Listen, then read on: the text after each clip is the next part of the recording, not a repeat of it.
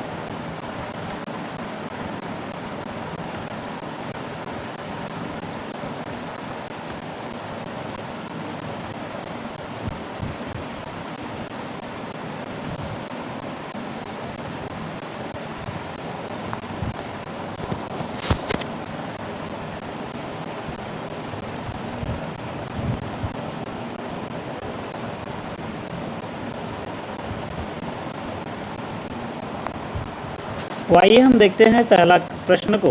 पहला मेरा प्रश्न है कि संयोजन अभिक्रिया में क्या बनता है। ऑप्शन नंबर ए में है एक उत्पाद, बी में है दो उत्पाद, सी में है केवल गैस और डी में है धातु। तो संयोजन अभिक्रिया क्या होता है, इसमें कई पदार्थ मिलकर एक पदार्थ का निर्माण करते हैं, यानी एक उत्पाद का निर्माण करते हैं। इसीलिए मेरा सही जवाब होगा ऑप्शन नंबर ए, इस सवाल का सही जवाब हो जाएगा।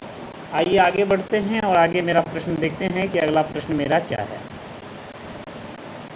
आइए नेक्स्ट क्वेश्चन की ओर बढ़ते हैं हम लोग। अब हमारा नेक्स्ट क्वेश्चन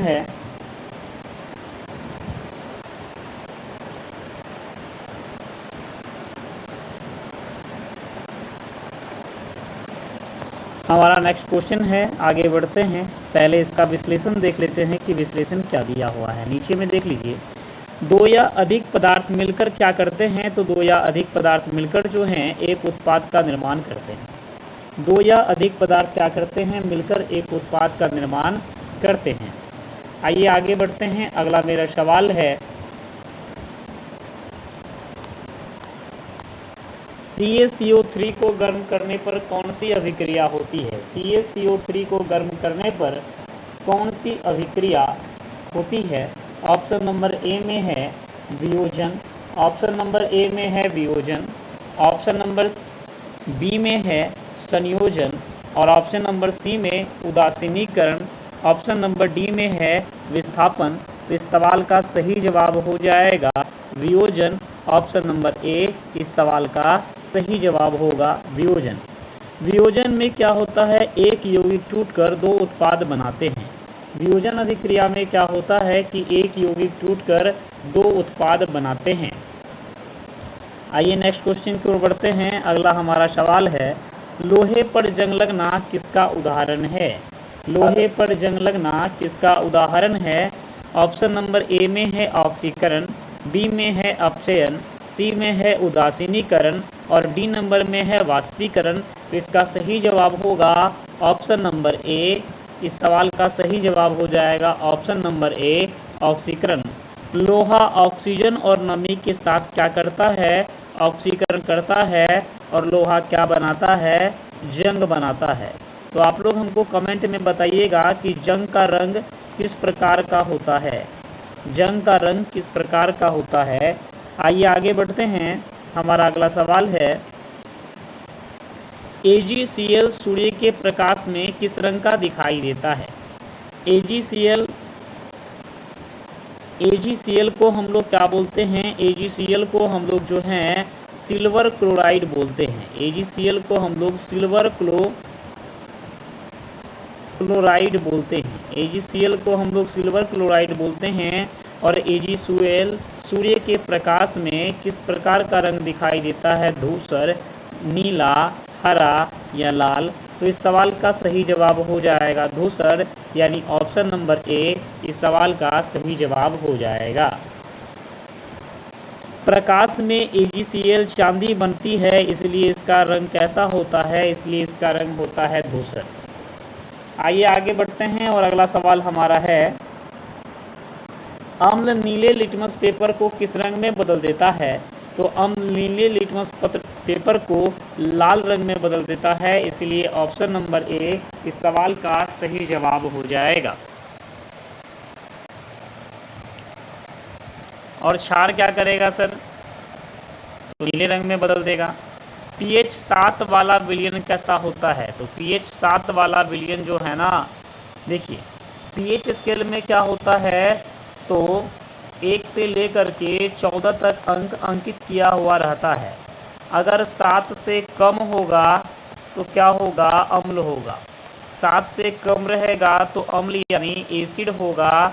7 से ज़्यादा होगा, 7 से ज़्यादा होगा तो क्षार होगा और 7 होगा तो क्या होगा, उदासीन। इसीलिए ए नंबर इस सवाल का सही जवाब हो जाएगा। आइए आगे बढ़ते हैं और हमारा अगला सवाल है,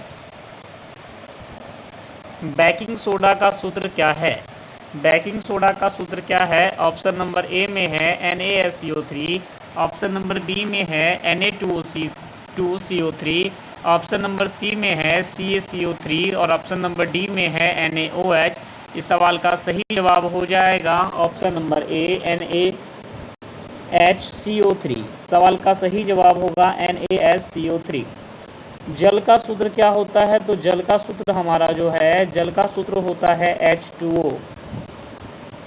नमक का सूत्र क्या होता है, तो नमक का हम लोगों का सूत्र होता है NaCl।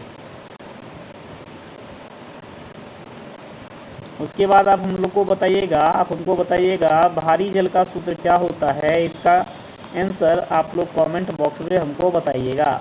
आइए आगे बढ़ते हैं और हमारा अगला सवाल है, धोने का सोडा क्या है। तो धोने का सोडा जो है ना, वो Na2CO3 × 10H2O है।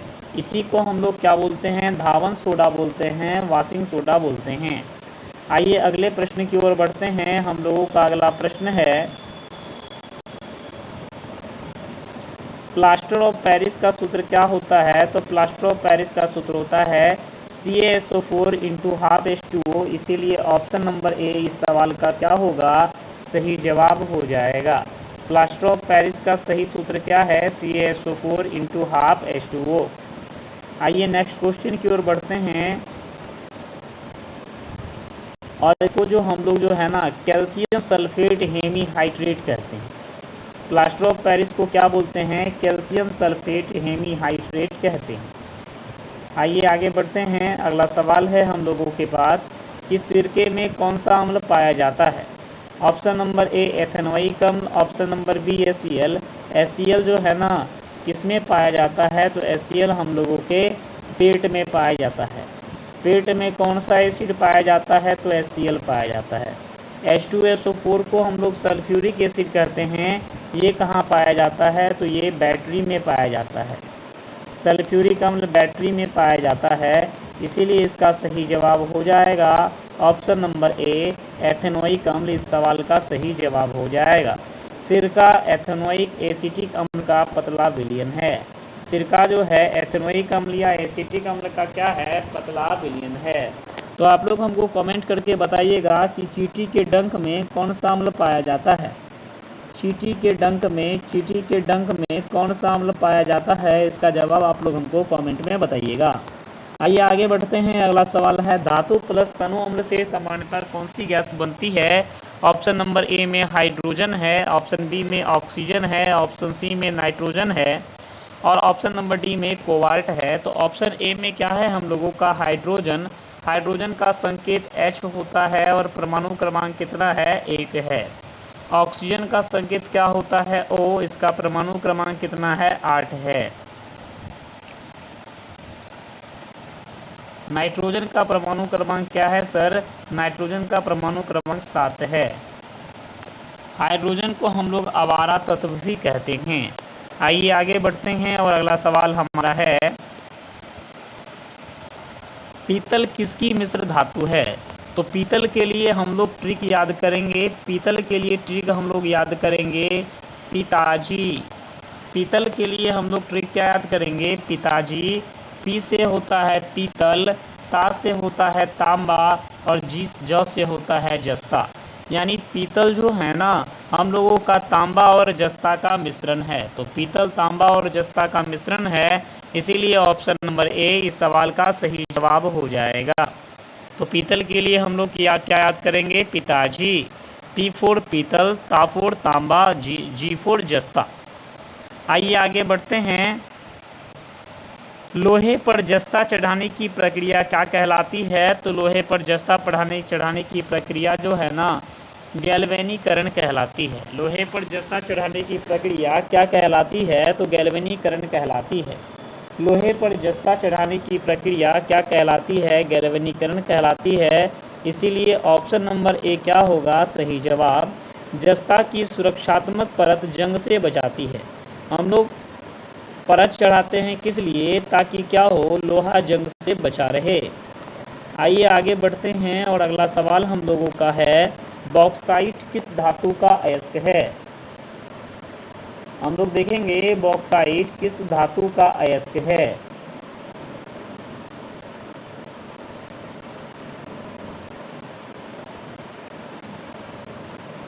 बॉक्साइट किस धातु का अयस्क है। ऑप्शन नंबर ए में लोहा है, बी में सी में तांबा है, डी में जस्ता है और ए में अल्मुनियम है। तो बॉक्साइट जो है हम लोगों का वो अल्मुनियम का अयस्क है।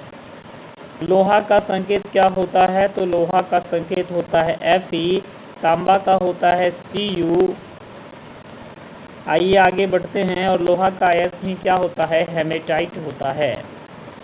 बॉक्साइट सही जवाब हो जाएगा। सोडियम को मिट्टी के तेल में क्यों रखा जाता है, क्योंकि यह जो है ना हवा पानी से बचाने के लिए, ठंडा करने के लिए, रंग बचाने के लिए या वजन बढ़ाने के लिए सोडियम को मिट्टी के तेल में डुबोकर इसलिए रखा जाता है क्योंकि यह बहुत ज़्यादा ज्वलनशील है।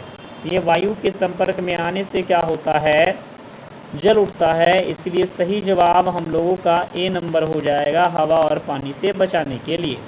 सोडियम हवा और जल से बहुत तेज़ी से अभिक्रिया करता है और आग पकड़ लेता है। इसीलिए हम लोग क्या करते हैं, इसको पानी में मिट्टी के तेल में डुबोकर रखते हैं। आइए आगे बढ़ते हैं। कार्बन की संयोजकता, ये सवाल जो है मेरे भी एग्जाम में 2020 में बोर्ड एग्जाम में पूछा गया था। कार्बन की संयोजकता कितनी होती है, तो कार्बन की संयोजकता 4 होती है। हाइड्रोजन की कार्बन की संयोजकता कितनी होती है, 4 होती है। और कार्बन का परमाणु क्रमांक कितना होता है, 6 होता है। कार्बन 4 बंध बना सकता है और कार्बन का परमाणु क्रमांक कितना होता है, 6 होता है। आइए नेक्स्ट क्वेश्चन की ओर बढ़ते हैं हम लोग। मीथेन का सूत्र क्या होता है, तो मीथेन का सूत्र CH4 होता है। आगे बढ़ेंगे हम लोग। एथेनॉल में कौन सा क्रियात्मक समूह होता है? तो एथेनॉल में कौन सा क्रियात्मक समूह होता है? इसका सही जवाब हो जाएगा सिंगल बॉन्ड OH। क्या होगा? Single bond OH। एथेनॉल जो है ना एक अल्कोहल है। एथेनॉल क्या है? तो एथेनॉल हम लोगों का एक अल्कोहल है। आइए आगे बढ़ते हैं और अगला सवाल हमारा है, हीरा और ग्रेफाइट किसके अपरूप हैं? चाहे वो हीरा हो और ग्रेफाइट हो, वो दोनों के दोनों कार्बन के अपरूप हैं। हीरा और ग्रेफाइट किसके अपरूप हैं? तो हीरा और ग्रेफाइट जो हैं कार्बन के अपरूप हैं। आइए आगे बढ़ते हैं। हम लोगों का अगला सवाल है, आधुनिक आवर्त सारणी का आधार क्या है? ऑप्शन ए परमाणु संख्या, ऑप्शन बी परमाणु द्रव्यमान, ऑप्शन सी घनत्व और ऑप्शन नंबर डी रंग। तो इसका सही जवाब हो जाएगा ऑप्शन नंबर ए परमाणु संख्या। आधुनिक आवर्त सारणी का आधार क्या है? तो परमाणु संख्या जो है ना आधुनिक आवर्त सारणी का आधार है। आइए नेक्स्ट क्वेश्चन की ओर बढ़ते हैं। प्रकाश संश्लेषण मुख्यतः कहाँ होता है? हरित लवक में होता है, नाभिक में होता है, राइबोसोम में होता है या माइटोकॉन्ड्रिया में होता है? तो आप लोगों को पता होगा कि प्रकाश संश्लेषण किस में होता है सर? पौधों में होता है। इसलिए हम लोगों का सही जवाब हरित लवक होगा। हरित लवक होगा। हरित लवक में ही क्या होता है? प्रकाश संश्लेषण की प्रक्रिया होती है। और आप लोग हमको कमेंट करके बताइएगा कि पौधे के पत्तों का रंग हरा किसकी वजह से होता है? पौधे का पत्ता का रंग हरा किसकी वजह से होता है? कमेंट में आप लोग हमको जरूर बताइएगा। आइए बढ़ते हैं अगले क्वेश्चन की ओर। प्रकाश संश्लेषण में कौन सी गैस उपयोग की जाती है? तो प्रकाश संश्लेषण में जो है ना कार्बन डाइऑक्साइड गैस उपयोग की जाती है। और प्लांट हम लोगों को देता कौन सा गैस है? ऑक्सीजन। और ये भोजन बनाने में यूज कौन सा गैस का करता है? कार्बन डाइऑक्साइड का, CO2 का गैस करता है। पौधे CO2 और जल से क्या करते हैं? भोजन बनाते हैं। पौधे CO2 और जल से क्या करते हैं? भोजन बनाते हैं। आइए नेक्स्ट क्वेश्चन की ओर बढ़ते हैं। मानव में प्रोटीन का पाचन कहाँ से शुरू होता है? ऑप्शन नंबर ए है अमाशय, ऑप्शन बी है मुख, ऑप्शन सी है बड़ी आंत और ऑप्शन नंबर डी है ग्रसनी। इस सवाल का सही जवाब क्या हो जाएगा? अमाशय। आप लोग कमेंट में करके बताइएगा कि हम लोगों के अमाशय का आकार कैसा है। इसका कमेंट में जवाब आप लोग हमको जरूर दीजिएगा। अमाशय में पेप्सिन प्रोटीन पाचन का शुरू करता है। अमाशय में पेप्सिन जो है ना प्रोटीन का पाचन शुरू करता है। नेक्स्ट क्वेश्चन की ओर बढ़ते हैं। अगला हमारा सवाल है, ऑक्सीजन का परिवहन मुख्यतः कौन करता है? हीमोग्लोबिन करता है, प्लेटलेट करता है, लसिका करता है या पीत करता है? इसका सही जवाब होगा हीमोग्लोबिन। ऑप्शन नंबर ए इस सवाल का सही जवाब हो जाएगा। और हीमोग्लोबिन के वजह से ही क्या होता है? ब्लड का रंग कैसा होता है? तो खून का रंग जो है हम लोगों का वो लाल होता है। आइए अगले क्वेश्चन की ओर बढ़ते हैं। नेफ्रॉन किसकी क्रियात्मक इकाई है? तो नेफ्रॉन जो है हमारे वो वृक्क की क्रियात्मक और संरचनात्मक इकाई है।